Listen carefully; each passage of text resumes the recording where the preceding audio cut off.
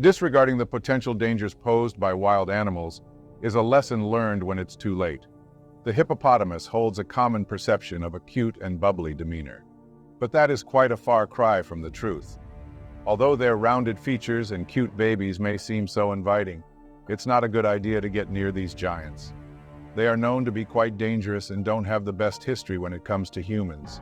When it comes to these large beasts, there are about 500 deaths per year to humans in Africa.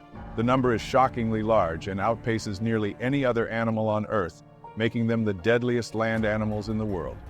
Please click the subscribe and like buttons. This is horrific animal disasters. The Zambezi is the fourth longest river in Africa, after the Nile, Congo, and Niger rivers. It is the longest east-flowing river in Africa. It flows through 6 countries on its journey from its source in northwestern Zambia to the Indian Ocean, an amazing 1,700 miles. This river evokes mystery and excitement, with few rivers in the world remaining as pristine or as little explored. The river's beauty has attracted tourists from all over the world and provides great opportunities for game viewing and various water sports. Crocodiles, elephants, and lions, hippopotamus are some examples of dangerous wildlife you will find along various parts of the Zambezi River. For Paul Templer, the Zambezi would be a river of horror.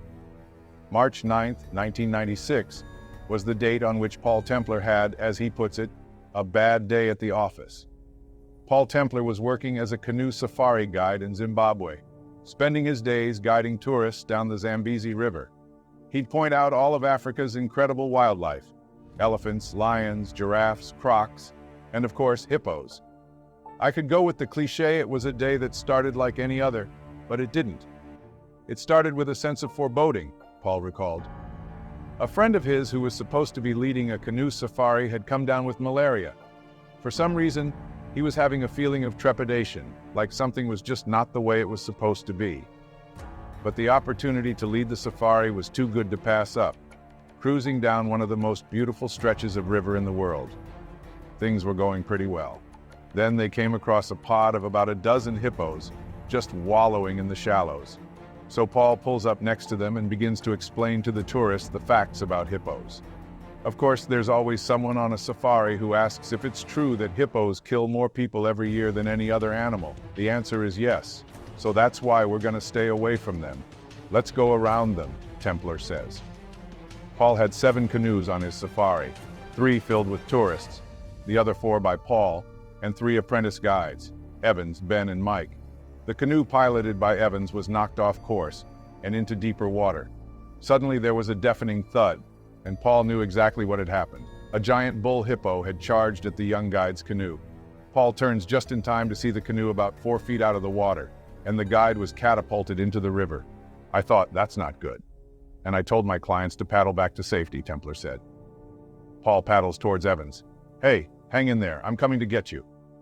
As Evans looks at him with panic in his eyes, he's reaching over trying to grab Evans out of the water.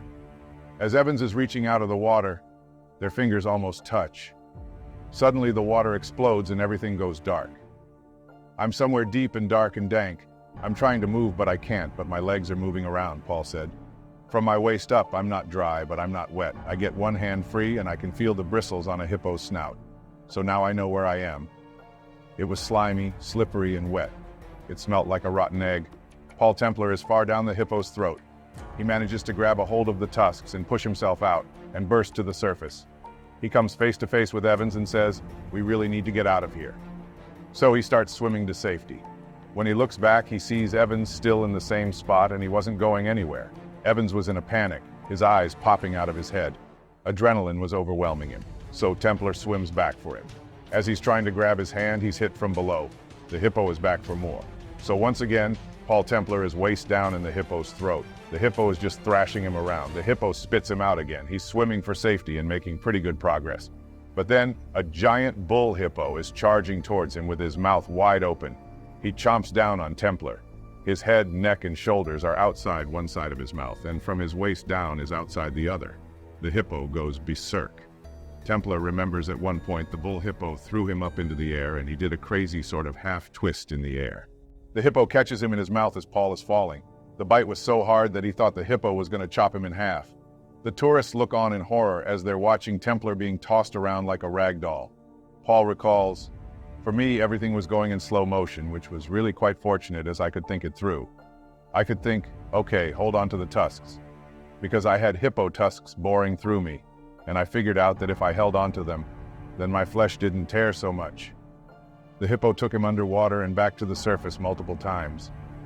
Templar recalls holding his breath and then taking deep breaths when the hippo brings him back to the surface.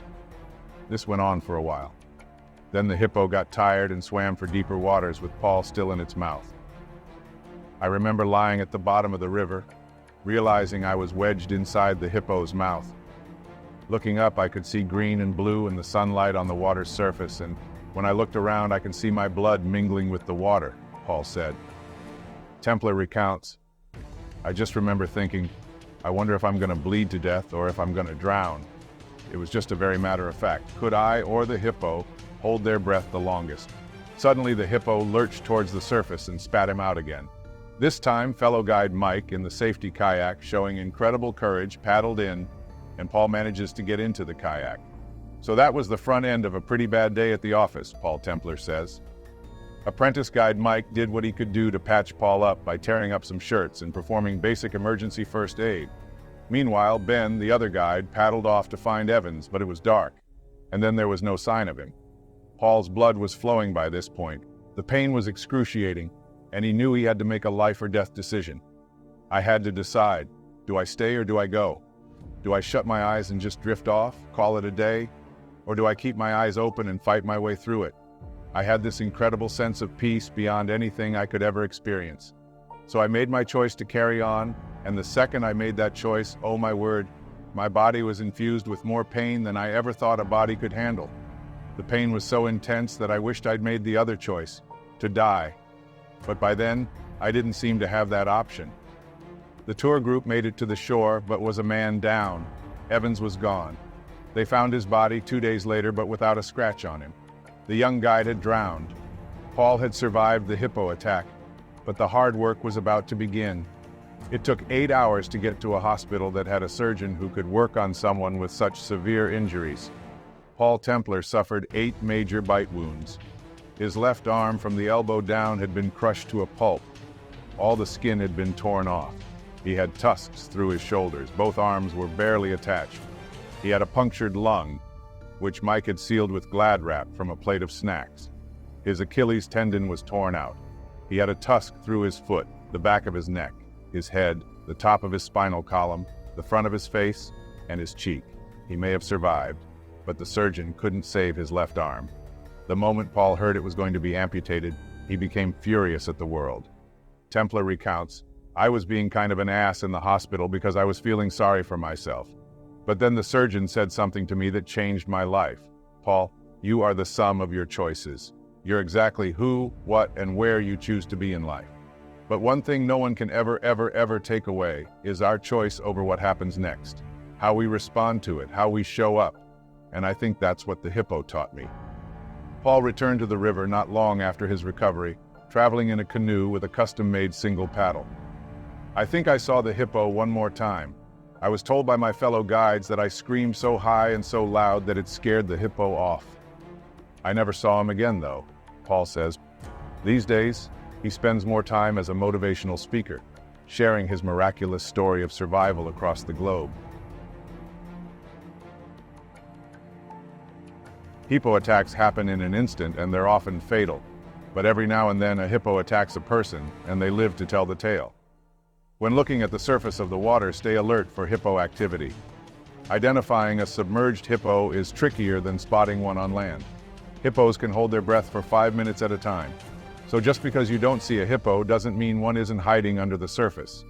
When a hippo opens its mouth wide, it's a threat. This is their way of saying, "Watch out," to other hippos, wildlife, and people. Even though a hippo may appear calm and peaceful, don't be fooled. These creatures can go from resting to full-on fight mode in seconds. And if a hippo becomes irate, they don't calm down easily. The best way to avoid a hippo attack is to stay out of known hippo territory. Before going out on the water, ask local guides for advice. Find out what areas have had a lot of hippo sightings recently. While you're out on the water, give hippos plenty of space for these very territorial creatures. If the hippo starts to yawn, that means it's agitated. Make some noise. Let the hippos know you're around.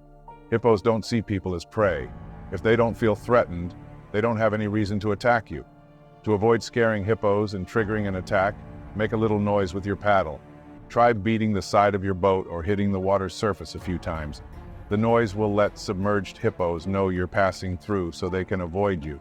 To escape a charging hippo on land, climb a tree. If there isn't a tree, run in a zigzag line and don't look back. Keep running until you find shelter, and get to high ground if there's no shelter nearby. You can't outrun a hippo, but you must get out of their space. If the hippo gets a hold of you, the odds of surviving are slim.